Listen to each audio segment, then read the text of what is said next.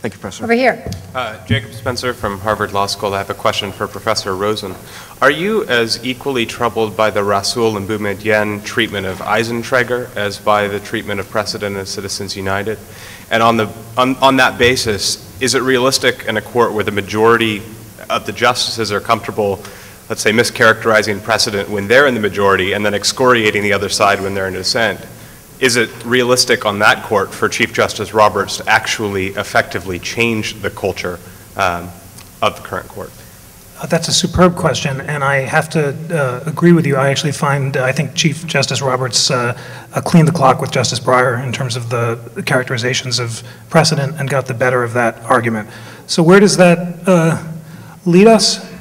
I guess back to David Strauss's idea. If you think that your opponents are being unprincipled in one area, don't just throw in the towel and say I'm going to be even more unprincipled. I don't know if there's an asymmetry to the does Roberts claim to care more about Precedent than Breyer did? He made a lot of noise about it in his hearing.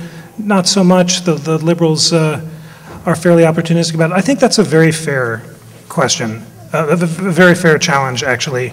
And to that degree, I've been focusing on conservative opportunism with regard to Precedent, but this is not at all to say that the liberals do a much better job. Now, let me defend my liberal, the liberal justices on the court. When you look at that list that I read, the people who were most inclined to overturn precedents were the conservatives. The most restrained justices by that measure were the liberals, Breyer, Ginsburg, and Souter, and Stevens. But as you say, they were trying to defend Warren Court precedents that the Rehnquist Court was challenging. So that's how you get out of this problem when neither side trusts the other to play fair and neither wants to unilaterally disarm is just a sign of just how distressingly polarized the court is at this particular time. Thanks for that good question. Over here. Kind of playing off that, and I'm Joshua Mize from the University of Florida, kind of playing off that, and one of the point that Professor Rappaport made, it's if the standard that Professor Rosen and Professor Strauss announcing it was followed, had the due deal court and the Warren Court and the Berger Court adhered to precedent like you are advocating the courts do today, many of their holdings would have been extremely different. So it seems like a very easy thing to do to say to originalists who view many of these precedents as incorrect, now that all these bad precedents that a lot of liberals may view as very beneficial have been locked in, now, since the prior courts violated our own standard, live with their violations, you now bind by the precedent. You now bind yourself to prior precedents, even though others disregarded it in the past. That doesn't seem like a very convincing argument to make to originalist judges and originalist justices that because they violated it, you're now bound to. You should exercise restraint and maintain their violations. I guess there are two answers. One is the idea of super precedent. Judge Ludig, former Judge Mike Ludig, tried to embrace this for a bit, that there are certain precedents that have been reaffirmed enough times by judges of both parties, appointed by presidents of both parties, that they deserve special respect. Maybe Roe is one, maybe not. But I think a more convincing response is the one that Roberts had in his initial thoughts on what kind of chief he wanted to be. Just decide narrowly, avoid broad constitutional rulings. All of the cases I've been criticizing, starting with Citizens United, could have been decided the same way on much narrower grounds. There were any number of ways that Hillary the movie could have won without this broad constitutional ruling overturning Austin. Say video on demand isn't covered by Congress, or corporations with minimal for-profit funding aren't covered. That doesn't force conservatives to play with their hands tied behind their backs, because they can achieve everything they want in terms of the result. But they have to move incrementally, and it gets back to your colleague's question earlier about the values of incrementalism. I think that sort of narrowness, the reason I like the initial Roberts vision, it's incrementalism without faux judicial restraint. You're basically saying don't decide it constitutionally if you can do it statutorily, don't define the statutory principle broadly if you can do it narrowly. You can still move slowly in the direction you're wanting to go, but without infuriating your opponents in the process. Over here.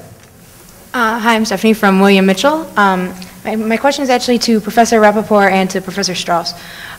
Specifically, when we were talking about the balancing test that Professor Rappaport suggested, the idea being a mix of precedent being overturned or not overturning precedent that has too big of a cost and precedent that's been entrenched by a supermajority that agree with it, that would get the constitutional amendment passed.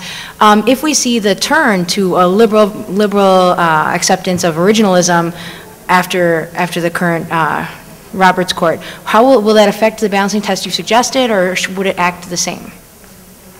Well, first of all, I want to say it's not a balancing test, although it's, you know, I want a series of rules that are ultimately each rule justified by considering the benefits and costs. It's different than having judges actually decide case by case on sort of balancing considerations. How it'll happen if we have a new, you know, sort of court created by President Obama. My guess is that, you know, sort of interesting question. I don't know how those rules apply with I assume President Obama would appoint non-originalist justices. I thought he was going to appoint himself. I think he should. So the whole idea of the rules that I'm suggesting is about balancing, following the original meaning versus precedent. So I think something else is going to be going on in that world. That my guess is it's much more likely to be we want these good policy results versus, you know, precedents that we don't agree with, and how they would work that out. Well, you know, I have my guesses, but. Thank you.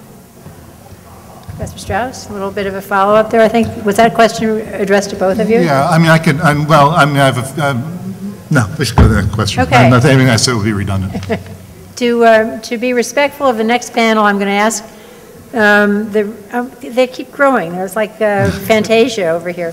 I'm going to ask you all to be very quick with your questions, because our panel has been extremely conservative with their answers in terms of quantity. So here.